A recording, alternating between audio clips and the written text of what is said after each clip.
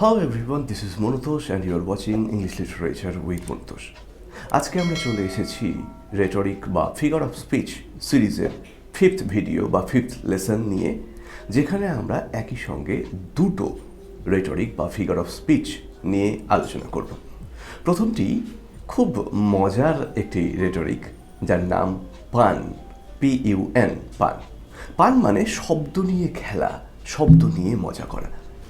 এই পান রেটরিকটা খুব মজার, কারণ এখানে একই শব্দ বা ওয়ার্ড দুরকমভাবে ব্যবহৃত হবে এবং দুরকম ক্ষেত্রেই এর মানে কিন্তু বদলে যাবে। অথচ এটা শব্দ নিয়ে খেলা হবে, কারণ দুটো শব্দের অর্থ আলাদা হওয়াতে মিনিংটা বেশ মজার হবে। যেমন একটা এক্সাম্পল দিলে তোমরা বুঝতে পারবে। The leopard can change its spots but cannot change its spots. এখানে এই যে ওয়ার্ড স্পট, SPOT, স্পট, এটা কিন্তু দুটো ভিন্ন অর্থে ব্যবহার হচ্ছে। প্রথম স্পট, যেটাকে বলছে a leopard can change its spot, এই স্পট হচ্ছে তার বাসস্থান, তার থাকার জায়গা, তার ডেন। অর্থাৎ একজন লেপার্ড তার থাকার জায়গাকে বদলাতে পারে।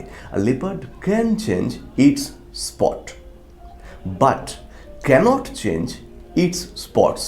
এই সেকেন্ড স্পট এর অর্থ হচ্ছে তার গায়ের যে চাকা চাকা দাগ। লেপার্ডের গায়ের দাগ আমরা সবাই জানি, কিন্তু একটি লেপার্ড তার গায়ের দাগটাকে বদলাতে পারে না। তাহলে এটাকে বলা হচ্ছে পান, কারণ এখানে ওই একই শব্দ স্পট দুটো ভিন্ন অর্থে ব্যবহার হচ্ছে, যার অর্থ দাঁড়াচ্ছে একজন লেপার্ড তার স্পট বা থাকার জায়গাকে পরিবর্তন করতে পারে, কিন্তু তার গায়ের দাগ বা স্পটকে পরিবর্তন করতে পারে না।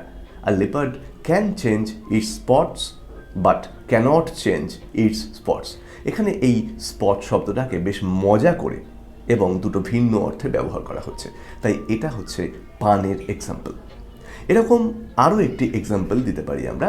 The school master trains the mind but the station master minds the train.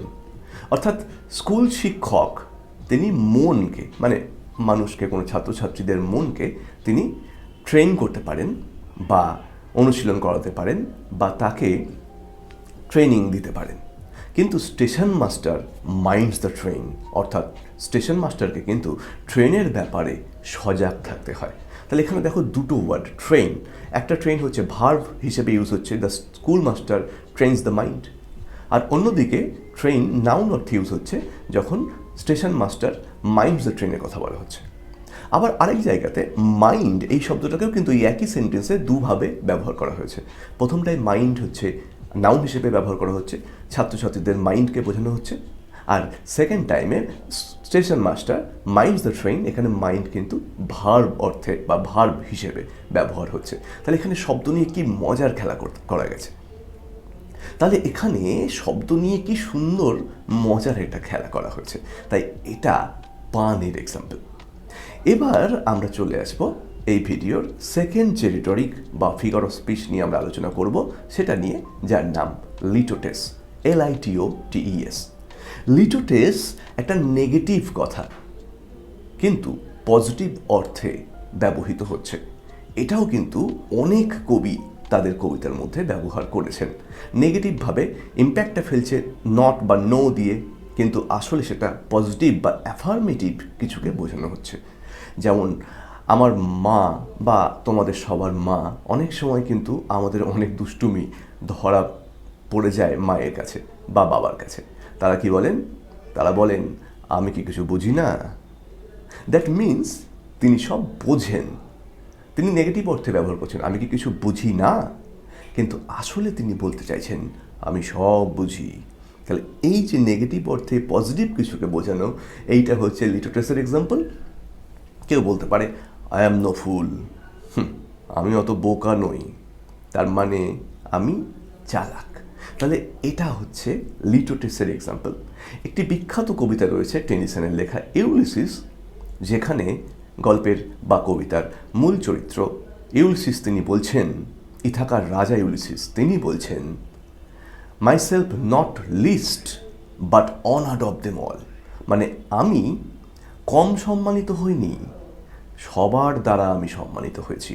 এই যে আমি কম সম্মানিত হইনি, নেগেটিভ অর্থে ব্যবহার করা হচ্ছে, কিন্তু আসলে এর অর্থটা কিন্তু কেমন?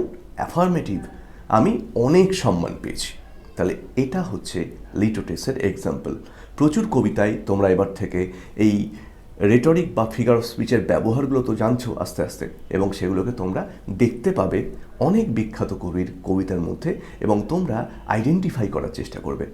তো কমেন্ট বক্সে জানাও তোমরা এই রকম কোন কোন মজার শব্দ নিয়ে খেলা বা পানের এক্সাম্পল কেউ পেয়েছো কি না, আর লিটোটেস বা নেগেটিভ অর্থে পজিটিভ কিছুকে বোঝানো এর এক্সাম্পল পেয়েছো কি না। তাহলে চলে আসবো পরের ভিডিওয়, ততক্ষণের জন্য গুড বাই।